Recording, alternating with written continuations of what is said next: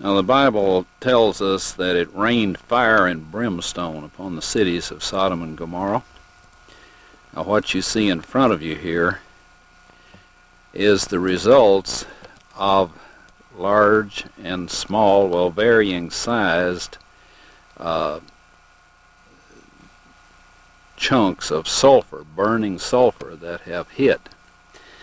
And what we find here is that God rained this burning sulfur down upon this city, and rain is a perfect description of it. It landed just in the pattern that rain would fall, and the stuff, of course, the accumulative heat of all of this upon the city set the entire thing ablaze.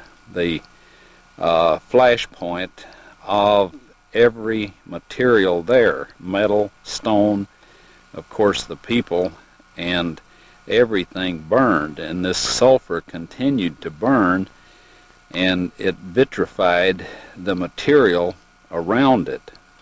After it had burned it all up, sealed itself off from the oxygen, and then of course smothered itself out. And in each of these little crystalline capsules here is a varying size chunk of sulfur, and there are millions of these in these ashes that we have here.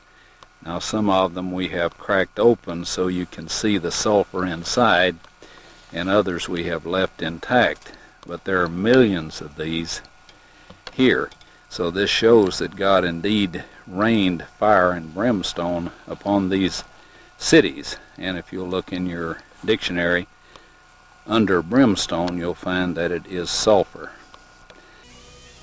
As soon as he got home from that trip, Ron took several of the samples to Galbraith Labs near Knoxville, Tennessee.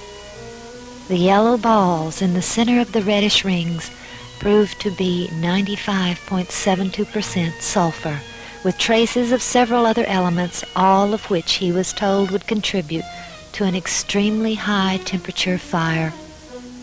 When Ron asked them if they could perform a BTU test to determine the degree of heat this would give off, he was told that they couldn't because it would damage their stainless steel testing chamber.